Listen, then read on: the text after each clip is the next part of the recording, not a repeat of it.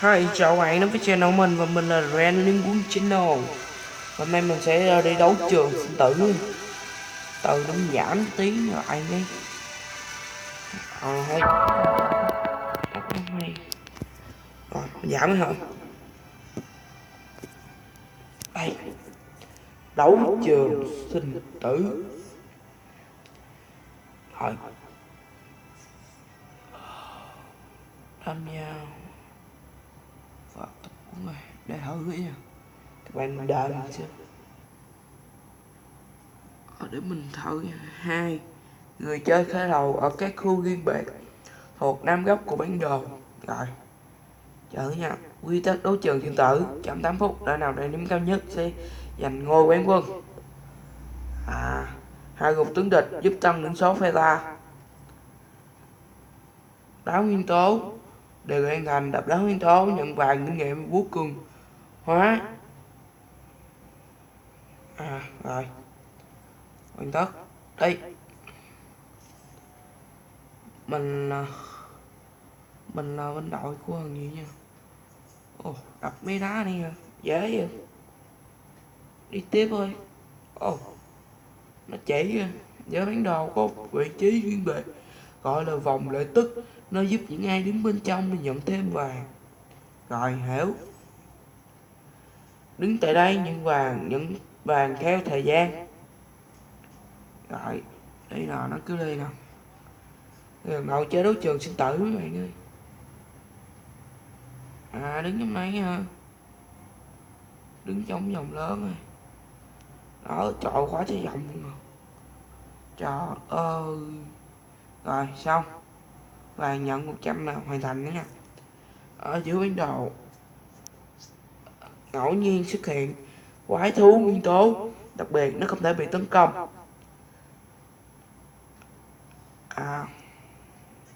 Đụng cho nó là được vàng các bạn.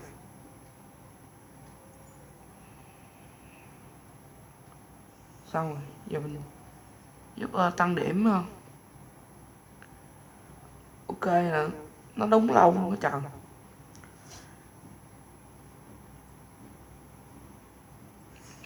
Giờ mình chấp nó đánh đi. Trời này nó ngu quá, nó không đánh.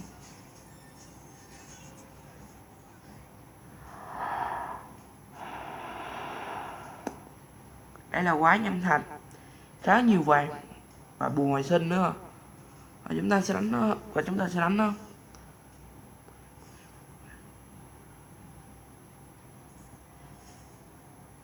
Mình chơi liên quân lâu rồi, mà này cái đấu trường này mới ra mà. Đó, trong phút cuối cùng phải cố gắng chiến đấu đạt số điểm cao nhất có thể.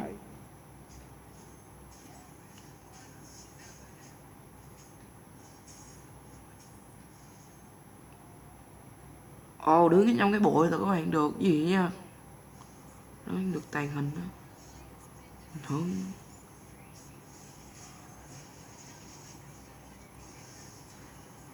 Ủa cái này có đường hồi sinh không ta?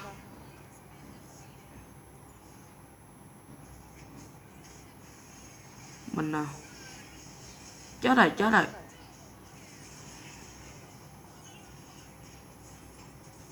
Mấy này máy mà trời. Đường hồi sinh rồi. Cấp cứu bên đây, mình tưởng nó bên kia chứ.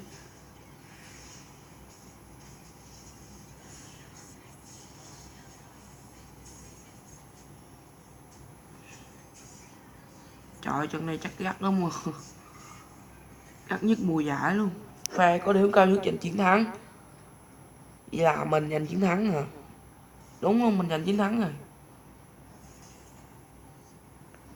Thấy không? Các bạn có gì các bạn mình nhớ. Mình tên là Bạch Tùng Bạch. Trời, tiền chưa giờ.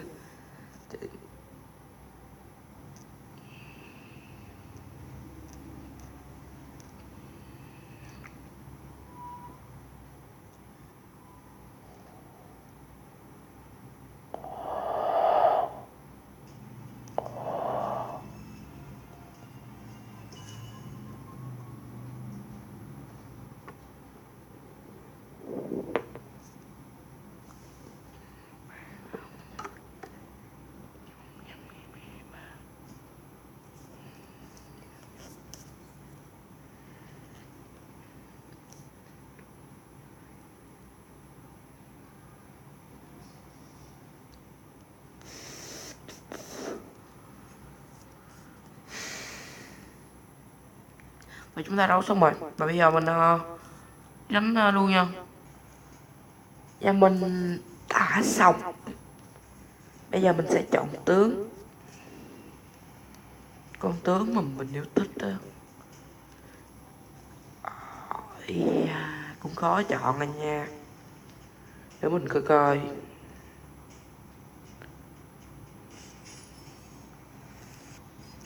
Sau một hồi giằng co mình đã chọn được con đó chính là Jeffy.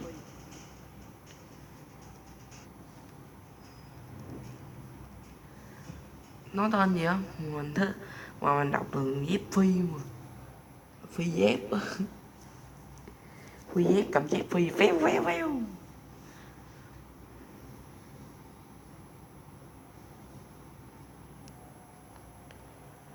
Rồi 3 thằng, 2 thằng John, 2 thằng Van Hill, 1 thằng Ten, và 1 thằng gì đó, và 1 triệu bông.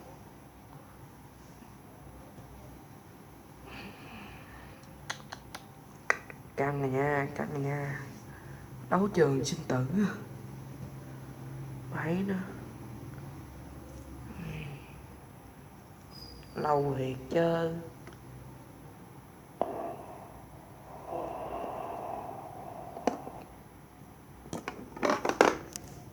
Gớt rồi, gớt rồi.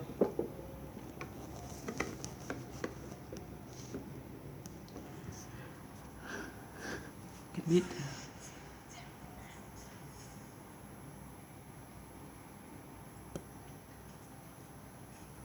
mạng mình nó lắc à.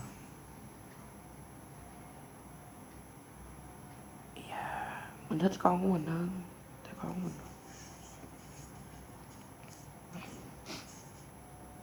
Đặt mấy cái này đi chung chung nó mới hắn được, chứ đi riêng khó đánh lắm, hiểu không? Mấy cái này cũng như đánh trụ á, bình thường thấy nó cũng giống như đánh trụ. Mấy cái này là gâu cả chứ giống như slash vậy. Nó cũ cả gót này giờ. Rồi có thằng nào đánh không? Không có thằng nào đánh á. Đây. Ôi nè. Rồi con thằng gì đó rồi. Cấp cuốn đặt đi. Đây. Chọt nào. Phát xạ chết mày luôn đi. Vui thiệt. Hồi máu nè. Rồi nó cũng có chiêu phát xạ, nó cũng đã. Oh.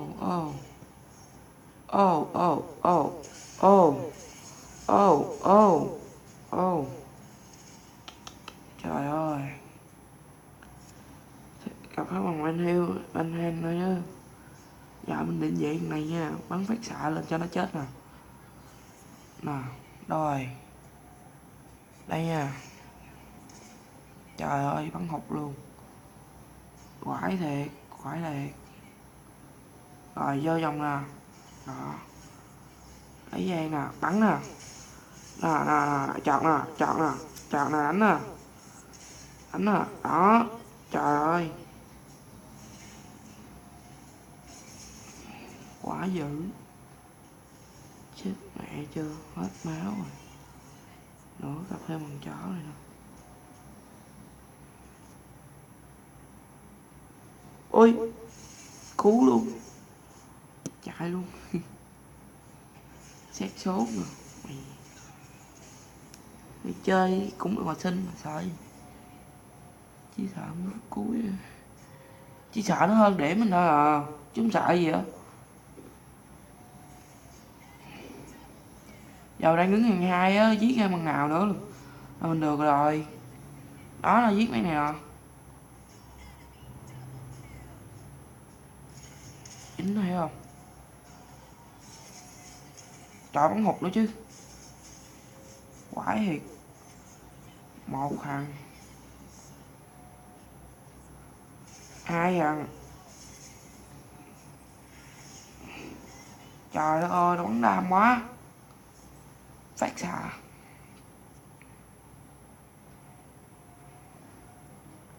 Bây giờ mình đang đứng ở trên top luôn. Ghê thiệt. Lần đầu chơi đứng trên top. Quá nhanh luôn. Đây là đập mấy này nè. Lấy điểm rồi. Chắc là đập mấy con kia đã được thêm vàng rồi. Đập mấy cái thằng gì á. Ơi ơi ơi. Đánh bạn tôi. Trời, bắn hụt luôn. Quải thiệt mấy cha. Trời ơi, nó lên gì mà đam quá vậy. Lên gì mà đam quá vậy. Ây da, chạy thôi. Chạm kìa rồi, chạm kìa rồi. Nhảy qua lại à.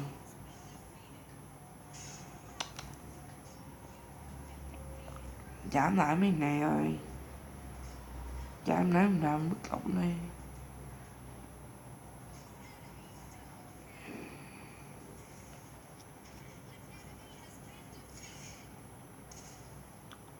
Giết được nó. Rồi, mấy cái đó rồi. Đi lên bạn ơi.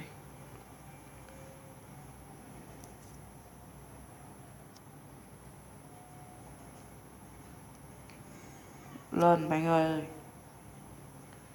Mình đang quay clip bạn ơi. Trời ơi, gặp mấy ngày. Ừ. Một thằng.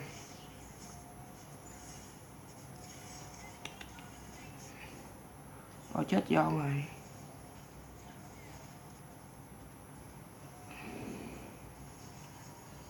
Đi bắn đam quá. Mình lên mới được 2 món à. Nó vẫn còn yếu lắm. Chút lên full rồi mới để mạnh. Bắn mới đã. Từ đến ngoài kia. Rồi xong luôn. Xuống luôn.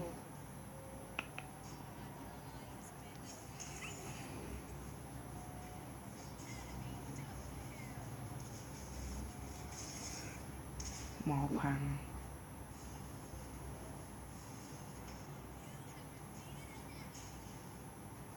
Đập nào. Ôi chạy. Ôi. Gặp ngay nữa. Ôi anh nhìn miếng đồ.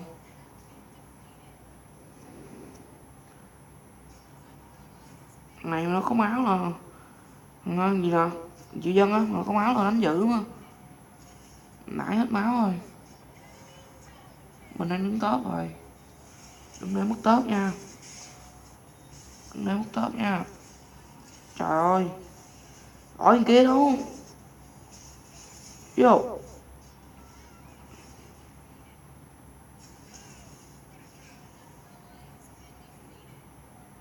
Trời ơi. Ôi.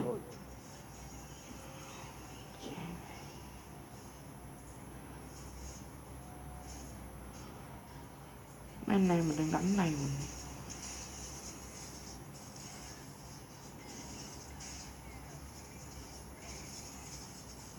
Mày.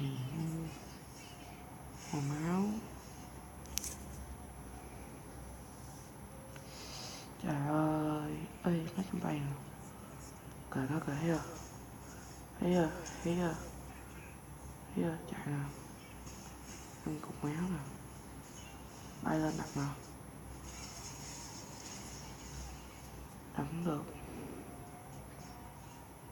Có chừng nha bạn. Mình chỉ đợi hai cái thằng gì. Đứng hai nó chết rồi. Tại nó chết thì mình. Ôi, nó dí vô. Của mình nó đập không à. Trời ơi, nó đập kìa. Bẫy sấy luôn chứ.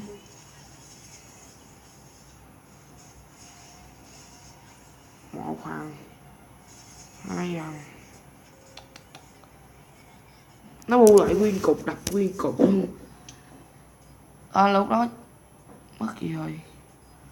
10 giây cuối mới bu mình nó đập bố bớt luôn chứ. Đây là hắn à. Quá dữ trời ơi. Lần đầu tiên đánh của tôi mơ các bạn nhớ bấm like và share và comment Nếu mà mình